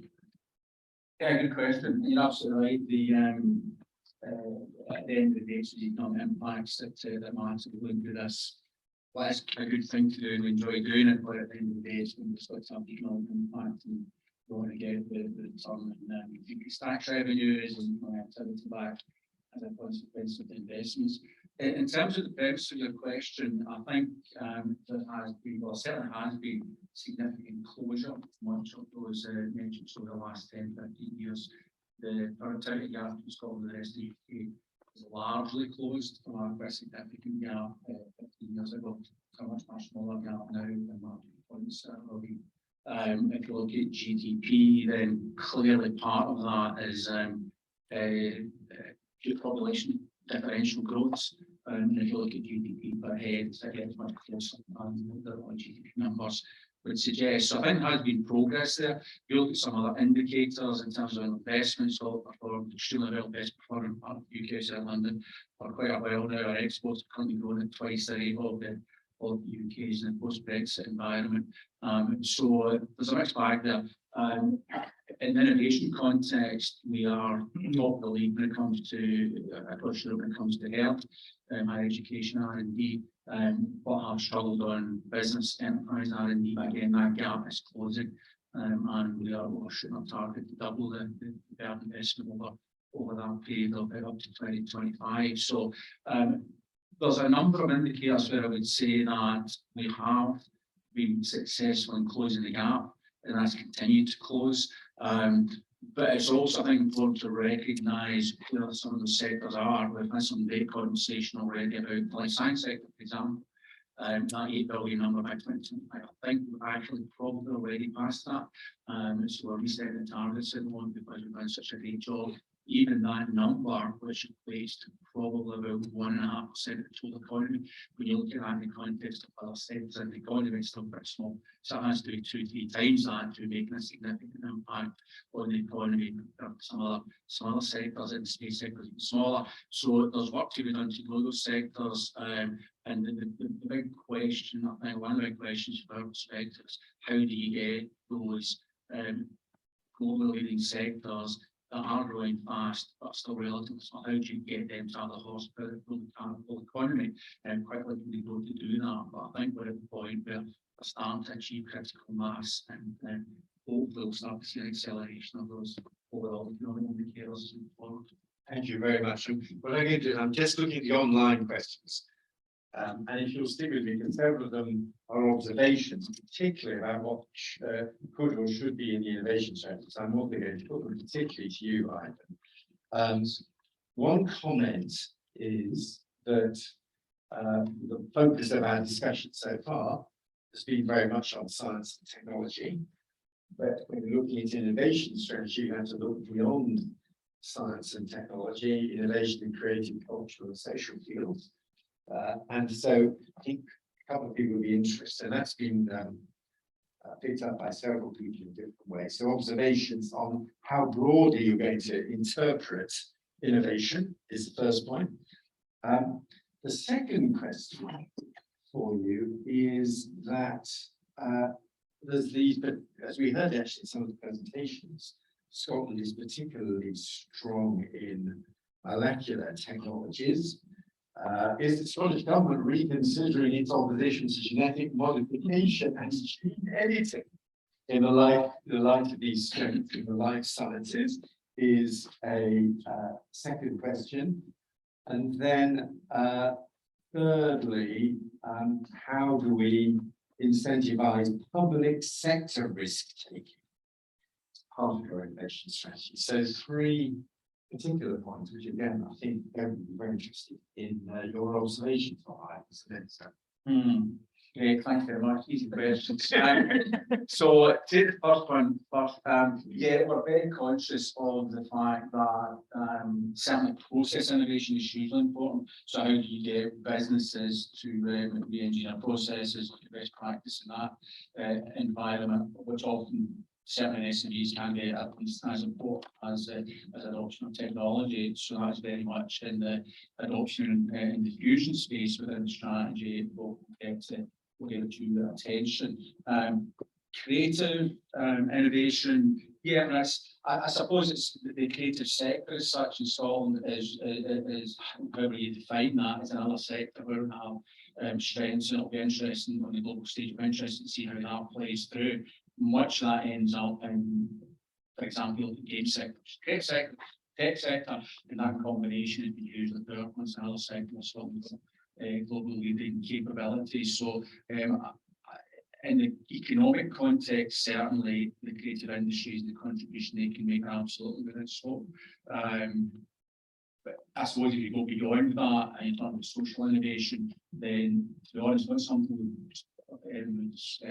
explicitly considered, but possibly something worth the conversation, to be honest, with the group. See how much that we want to include. The gene editing, I'm not going to pretend to be an expert on this, and I'm not going to make any dramatic statements today. I'm going to treat it very carefully, but it's something that we are aware of, and I'm looking at, and my understanding, some of the last time I looked at this a few weeks ago, was in the European context. There was work going on to review the situation, and that's something I usually focus on maintaining alignment with Europe. Of these future session, and that is something that we're looking at very, very closely. And on the final one, public sector risk taking, if anybody knows the answer to that, please. Right, I come from a background of public transportation in the private sector, business turnaround, and to be honest, we are working very hard and I've picked the problem with public transformation to the government progress, but I'll be honest with you. Cultural challenges there are significant. I don't think that's surmountable. There are many ways to get that flywheel turning, and once it's turning, I think it'll deliver. But we are very much at the point of running some of the rest off to try and get these tough revolutions so that we can start to get and accelerate. Good, thank you very much. Now I'm going to come to the participants here in the room, and because it's really important for acoustic, people they need you to put your points in my face. Who would like, and we collect several comments. So Gavin, we'll start at the front. Gavin, we'll come right in front. And then someone in the front row here. I've got two front row. Yes. Yeah. And then next to I think another person. Yep. But if you could give your name and organisation, that'd be fantastic. Yes, thanks. I appreciate this is organised by the Foundation for Science and Technology. But bring back to that question, talking about innovation. We know in science, if not science and engineering, if not on daily basis, but on weekly and monthly basis, we have lots of inventions. But invention will never translate into innovation. There is no art and humanities involved. So my question is, if you keep talking about innovation, which we've been for the last 2 hours of this here, we could have easily replaced it with invention, because innovation needs to have an art and humanities expert as a stakeholders present here. And except from you from social science, we don't seem to have any of this as stakeholders. Right, very fair time. I think, gentlemen, thanks for your comment. It's a common question, kind of mix. Right, I cannot escape but kind of points to what is happening elsewhere. And the first country that comes to my mind elsewhere is Switzerland. And there are two things that came to the fore when you look at Switzerland. One is decentralization. That's the kind of conjuring suggestion here on the recipe that were basically, or maybe it's an ingredient, it's not a recipe. So part of the ingredient then was decentralization. That's number one. And number two is competitive funding. And that comes back to Rick, what you said earlier, and the sub-question to that is for you to kind of explain a little bit more on these challenge-based funding mechanisms that you have in Willetts. But in relation to the innovation strategy, then the question is, where or is there a place for placemaking in the innovation strategy, considering that we're not talking just about, when you talk about Scotland, you develop innovation strategy for a purpose. The purpose is to be the leading in the world, but the second purpose is the well-being economies of all parts of Scotland can benefit from that.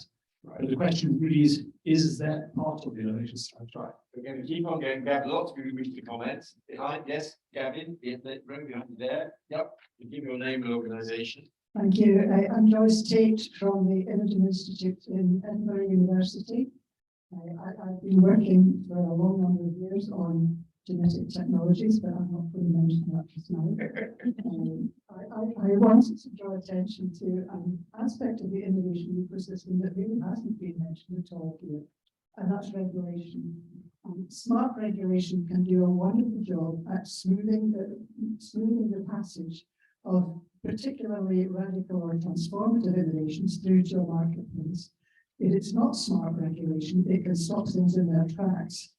And I just wanted to mention that governments throughout the world are now giving clear instructions to their regulators that not only must they continue to make them safe, but they've also got to make sure that they don't inhibit innovation. And with that in mind, the UK has set up the Regulatory Horizons Council, and we're building a body of expertise on how to make that happen.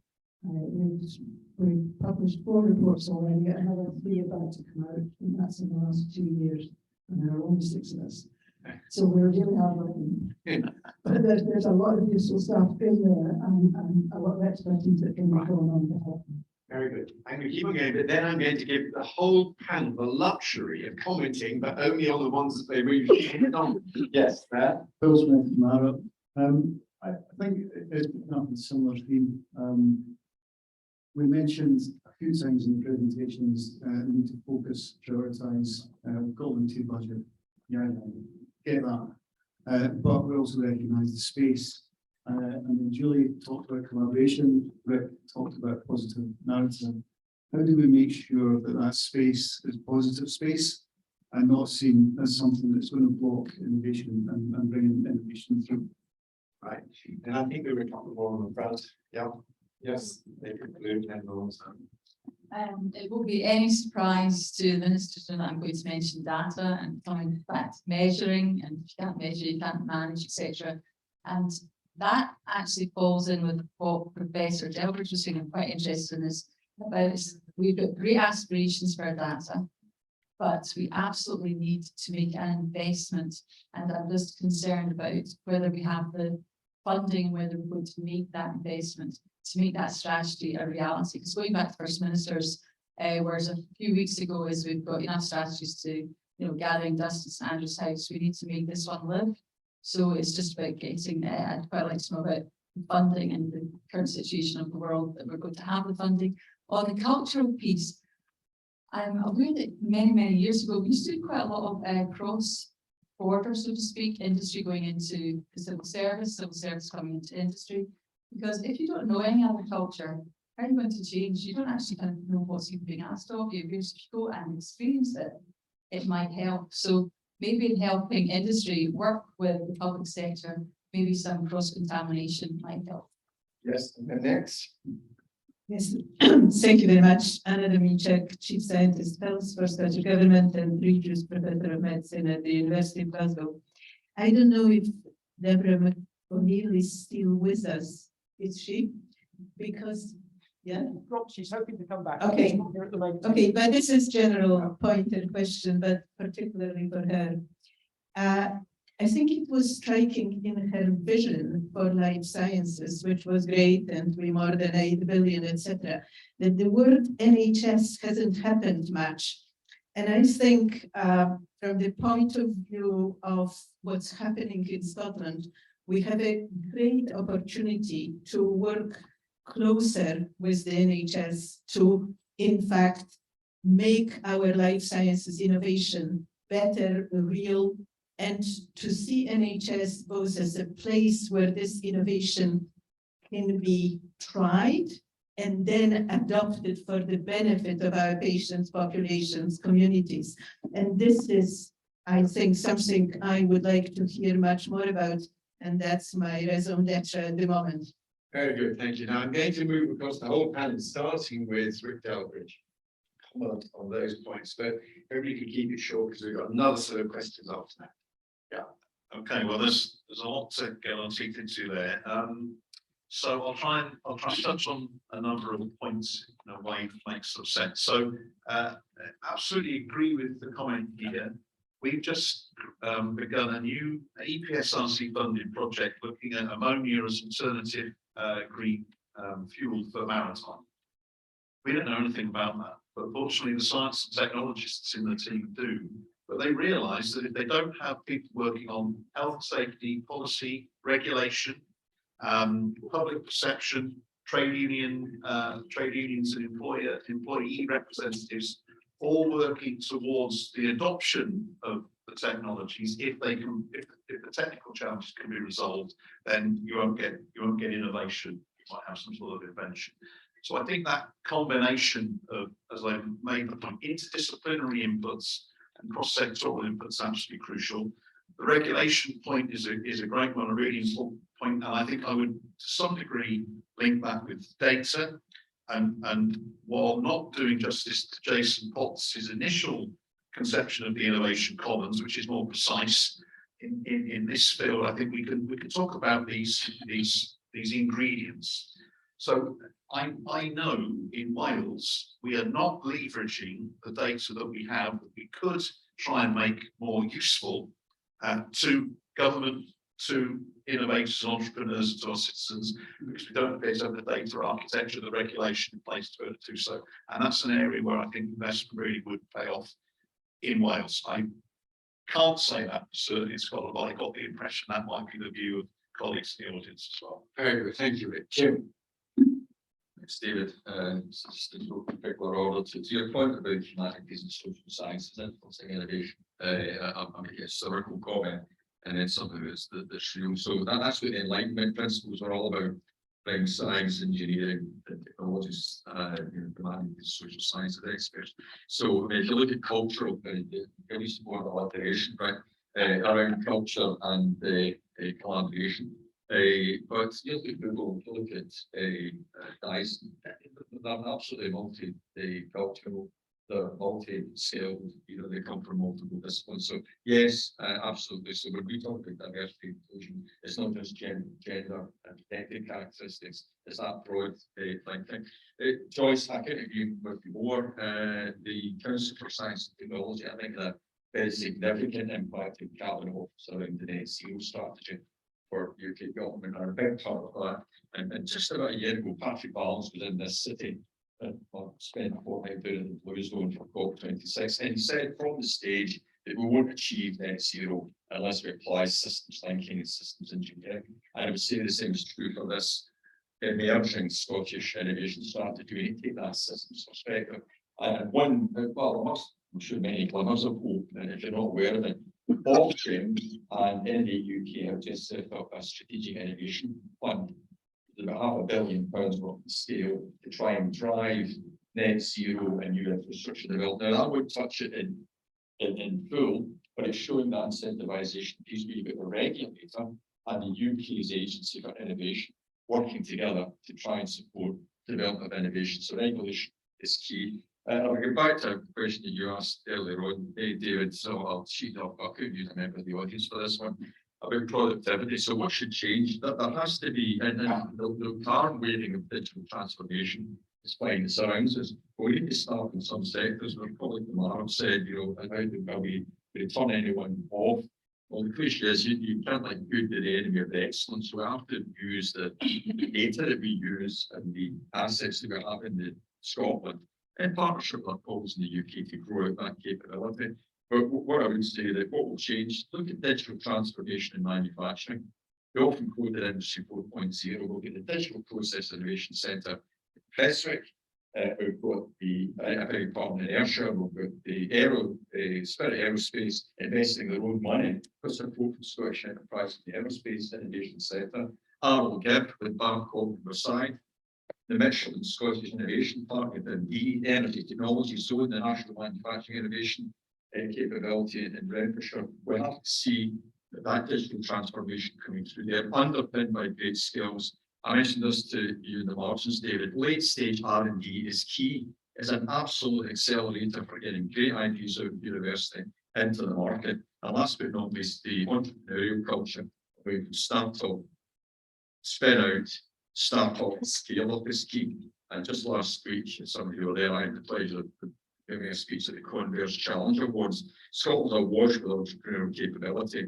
We need to get to, again, build a major innovation and entrepreneurship fund and get the money into making a difference. It's a risk, but we're not scaling up enough of our companies to really get to it.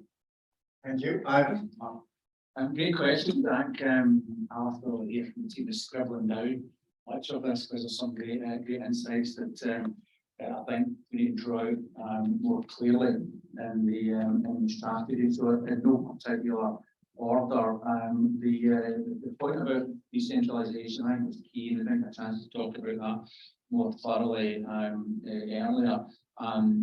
That aspect of it within overall Scottish economic strategy is absolutely central. It's one of the driving themes. We have done a lot of work already through our inward investment strategy, the regional perspectives that come out of that, the regional economic partnerships that are built into region deals, the economic strategies that they're developing and how that all links together. And in a nutshell, effectively, it's about taking those things that we've identified in Scotland as what we're leading at, and then dropping that down to the 8 regions and saying, right, Highlands and Islands and Scotland, as we say, what are you globally leading at?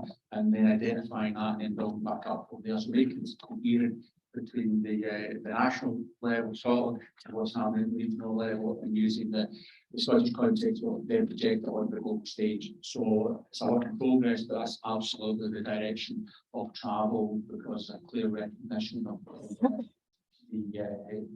that needs to happen at a regional. And to us, look across Scotland and say, Glasgow, as I said at the start, most of the rest of Scotland is pretty good at quite a few things as well. Be it what happens in Highlands Islands, or the North East, or tourism sector, food brand excellence, or all kinds of stuff you could go on. So there's a lot of good stuff out there, and I think staff in a good place. The digitalisation aspect is absolutely central to that.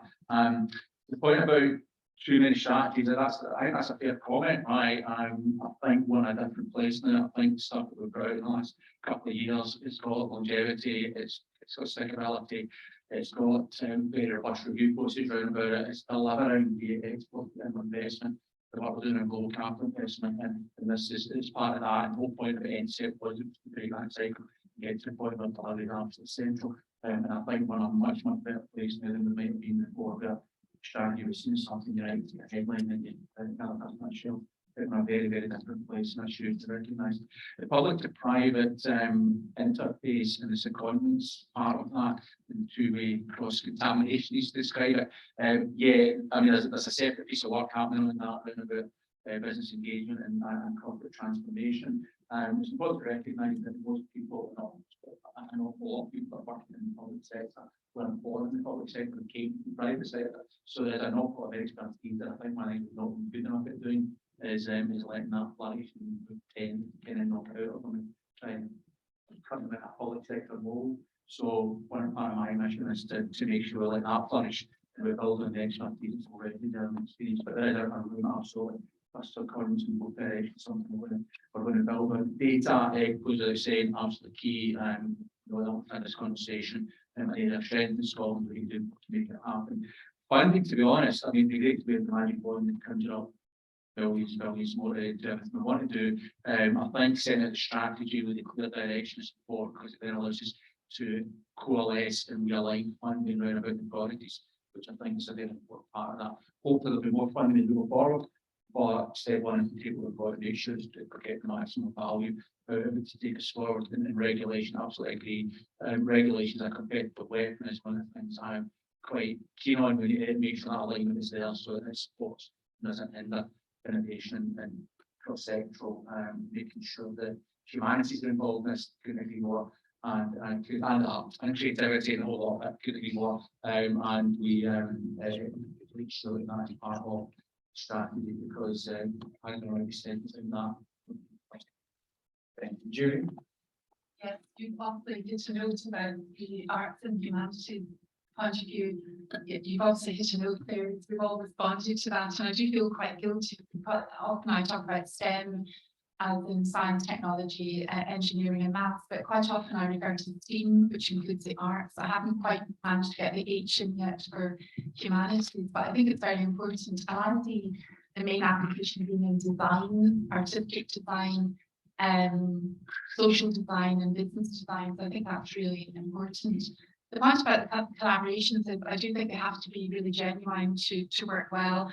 And quite often that comes from interdisciplinary science. I think we have some great examples during the COVID-19 pandemic of engineering getting together with biologists, getting together with social scientists, the uptake of the technology. So interdisciplinarity, I think, is essential, and that really fits with what Sir Jim has just said about system thinking. But I do believe collaboration also is big science, requires quite big teams, and UKRI's strategy is about recognising more diversity, bringing in partners that we wouldn't always envisage as being academic partners, but they have something additional to add to the diversity of collaboration. And of course, that's been a key part of Horizon Europe. And while there hasn't perhaps always been perfection in partnerships and collaborations with EU funding, I think there's some really good examples that we need to make sure that we maintain and build on. A couple of last points. One is the Scottish Government is developing a new entity called Research Data Scotland, which is to allow better use of publicly collected data through a different lens, where there will be some payments by different partners and bodies for receiving the data, but a really good opportunity to exploit data resources across the health service, but all the other areas where data is available. And my final point about because I didn't mention it much in my presentation, is the innovation in terms of competitions for new companies, startups. I was fortunate to be a judge in one of the semi-finals for the Scottish Edge competition, which was fantastic. Great examples of entrepreneurs and startup companies across Scotland. Thank you. By the way, to the viewers, it was a bit of a list. You get to steam. So we have it is from now on. Now we have a wide range of questions from people at the back who you were looking at. Yeah. Hi, Andrew James, the Chief Exec of the offshore Organisational Cardiff next door, and I'm also the chair of AirToll, which has about 57,000 employees in applied research. This whole subject of innovation, if I can be slightly controversial, sometimes I just think it's still too much out on a pedestal, and others don't really understand it. And we're going to go through another CSR very, very shortly, and I'm just worried about going back to the George Osborne days of innovation slash. So have we got it sufficiently into the DNA of governments, maybe north and south, Minister, and does industry at large understand what innovation is and what it means for things? George did say it was. And that's a separate argument. It wasn't my experience of negotiating with him. Right, back there. Yeah. Hi, I'm Marion McNeill. I'm the Chief Exec of Precision Medicine Scotland's Innovation Centre. And actually, I think Julie's probably covered this, but I think one of the things that has been mentioned a couple of times is, you know, innovation. We're all here because we really embrace it. And we're all aware of the challenges coming forward with recession and tight budgets. We're wanting something that gives the biggest ripple effect of positivity. So if we invest in something like the health data, I think Ali mentioned it as well, maybe PI, the ripple effect will attract investment back into Scotland because industry will be seeing us as another place to engage with invest in. And I really love the idea of sharing jobs for like 6 months where you do secondments and teach others organisations as a way of keeping that momentum of, I came from industry 10 years ago. I think it's always good to refresh that challenge to your brain about, well, where's industry now? Because they change as well. And I think it'd be a really good way of sort of building that partnership as well, because you get more trust with people that have been in your organisation. Thank you. Thank you. And yes, Margaret, yeah. Hi there, Jacqueline Britton, I'm the Chief Executive Officer for PNDC, the Chair of Census, and I sit on the board of SNP. I can bring all that into one question. So I was going to go back to the point about innovation in the public sector, and I think this is where the Triple Helix really works well within Scotland, because you have technology innovation centres that can help with the art of the possible. You've got the government coming in with their aspirations, and then you've got the SME and innovative companies coming in with understanding the gaps in that market. So at PNDC, we work really closely with Transport Scotland, and we help them understand what's possible to establish policy that decarbonised transports, for example, in the public fleets. At Census, we've recently launched an accelerator where CivTech is actually the core partner, and they bring in challenges from the public sector that we help support with the technology and also with the organisation. So I think there's a lot going on in that area, but then you bring in SNP, Scottish Enterprise, Scottish Funding Council, and when you're a small innovative organisation, there are so many people out there to help you, and you don't have the time to find the right help. So I was wondering whether the innovation strategy that's coming out will also talk about how to find or develop your innovation yourself, through like a portal that provides an unbiased access to, here's a startup, or here's a scale-up foundation, or here's SNP, and this is what SNP does.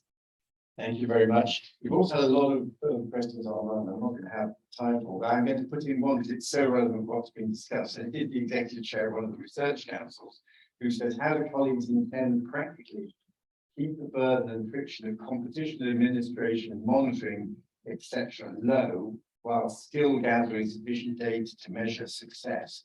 As we know, UKRI isn't easy. So that's another practical challenge. Let's start with Julie, and I'm going to give the minister the last word. So go from Julie and then Jim and Rick. Yeah, Jim. Yeah, the comment about introducing people to the innovation pathways, I think is a really important one. And there are lots of pathways in Scotland, but they're not always clear and signposted. So I do hope the innovation strategy will take that on board and make sure that there is access. I think that also goes to the point about, who understands innovation and in what way. I think lots of work needs to be done, particularly in the public sector, giving examples of innovation and how you can innovate within the public sector, using public funding, but leveraging private funding on top of it. Lots of different ways of doing that. And also I would agree about provision of data and showing some things that Scotland can do that perhaps we can do slightly more easily because we're a slightly smaller country and we have access to some of that information that is valuable to businesses and to inward investment. I think is really strong. And I will leave the final question about the complexity of measurements to my colleague. Jim? I'll ask that. I'll go to be a common response. So to the industry exchange, I mean, I've covered that whole thing. I have 10 years in industry before I came back into university, and as Steve mentioned, the Ross chair, which allowed me to intimately work with industry. The Royal Academy of Engineering has Royal Academy industry funded chairs. It's not just industry. Brownwater supported one of those chairs, and then there are many scores of individuals that find that leadership role. But I think that permeability is important. I think that also characterises another ingredient of success for innovation activities. And innovation, it probably resonates with something that Rick said, and I'll say this is the final point, David. The narrative for this innovation strategy, if it's so obtuse that just it's meaningful for academics and industry innovators, then we'll miss the point. I think what we have to do is translate, what does this mean for society? So if we are more innovative nation, what jobs do we create? What high value skills are created? What does this mean for health? What does this mean for net zero? What does it mean for the built environment within which people live? So I would say the innovation, excuse the pun, that we must take on board is to create that narrative which connects to society. And we get that buy-in from those that are taxpayers. and are bought into something that they live in our cities and our regions, then we've got a better chance of making it work. So, well, just on that point specifically, it prompted thought, we did some similar work for the Cardiff Council, looking at what they were doing. And one of the key points that came out of the conversation was, how will this help our teachers excite our pupils about innovation? So we talk about a narrative, building on exactly that point. This needs to be something that engages citizens, not just preaches to the converted that's in rooms like this. I pick up a couple of final points. For 7 or 8 years, I was at Cardiff University Dean of Research, Innovation and Enterprise. I met routinely with UKRI and funding bodies. And for at least 10 years, science policies talked a lot more about interdisciplinarity, a lot more about innovation and impact, a lot more about cross-sectoral working, and largely used the same hammer to aim at different nails. And if we're going to say we want different things to happen, we need to construct some different ways of going about doing them. So secondments seems to be quite a lot of interest and enthusiasm for secondments, which sounds good. Our experience with the Infuse program that I mentioned supports secondments, because it was not limited in funding, £6 million. We took people out of their workplaces, gave them dedicated workshop programs. They went back to the workplace and got swamped. So some dedicated time and backfill as necessary to ensure they get the time to work on something sufficiently tangible that they can then work on and that symbolizes what you're trying to achieve. So the narrative comes with symbols. So symbolic statements of what you're trying to achieve and how what you're going to do is different, because what you want to see people doing is different. I would encourage you to think about. Thank you very much. And then finally, let's hear from the Minister. It's very good of you to spare your time. Over to you for your final observation. Thank you very much. And thanks, David, for sharing it. And thanks, everybody, for your insights, which I think are going to make a contribution to the document as we pull it together. This piece of the narrative I think is hugely important. And just to take one example of that, if you think through that in terms of how we make that land in schools, young people, as you mentioned, we look at what schools do that. So coming up in the space sector and outside this that way, coming to be part of the life science sector and finding cure for the next pandemic, coming work in the renewable energy sector and fix the planet. So there's plenty there that express it in those terms. It's hugely exciting to young people, and it's very clear to society as a whole what the value of what we're trying to do is. I think it's established within the ecosystem. The ecosystem strong and cooperation between academia, business, and the agencies and government for this part strong. So I think we're starting from a good place there. I think that's well bedded in. The funding piece, yes, and you clearly within the Willetts government spending some money in algae that was on there, we'll put a corner to make sure that's protected. But I think, to be honest, the big prize is internationally mobile card, which is there in this trillions, right? And the bit that we've got to do is just position and do the basic funding so you can go to wherever it is and bring in the tens of millions that need to do what we need to do, because government's not going to fund that. Doesn't have the capacity to do that, and it can be the ones there that you can position them up. Just able to do this. I think making sure we stay focused on that is hugely important. In terms of the work between people moving around, I think it's worth giving a shout out. Technical do a great job in that respect, joining up people with expertise in academia, with business SMEs, and that's been a real contribution to the ecosystem. And similarly, CivTech, I listened with interest as to what's happening in Wales, and sure, a conversation with CivTech, they've reached out and got a dozen countries involved in their programme, which is exactly what you're talking about, using putting challenges for public sector problems to the private sector, SMEs, all of it into solutions. The one door approach is very important. There is some strength in having that complexity of the ecosystem, and the last thing we want to do is something to elements is to kind of nail it down and not let things evolve, right? So, but the complexity if they're looking at from outside is a challenge. I think that door policy is hugely important, doesn't matter who you talk to, you'll make sure you find the right people within the ecosystem, which within itself I think is pretty well connected and is an important part of that. And the last point on data, I think that the comment was around about how we make sure we've got data to measure success. And causing too much bureaucracy. Yeah. Slowing things up. And to be honest, I think, and that's part of the challenge of the strategy, we kind of, if we're aware of what I'm trying to make at each point in that all ecosystem, to show the health of the ecosystem. To be honest, much of that data is already in the public domain, we're actually new stuff, we've got data on whatever you want, and what I mentioned, be it PhD, number of startups, be it better, be it whatever. There's plenty of data, it's getting the ideal points, to understand what that data tells us. Well, thank you very much indeed. Thank you to all of our panelists. Thank you. There's final observations, and there are observations throughout the afternoon to the Minister. Interesting how you focused on attracting overseas investment, which I think would also be a focus for the UK government. It is surprisingly hard. It's a real challenge then to put something together in a proposition that an overseas investor sees as investable.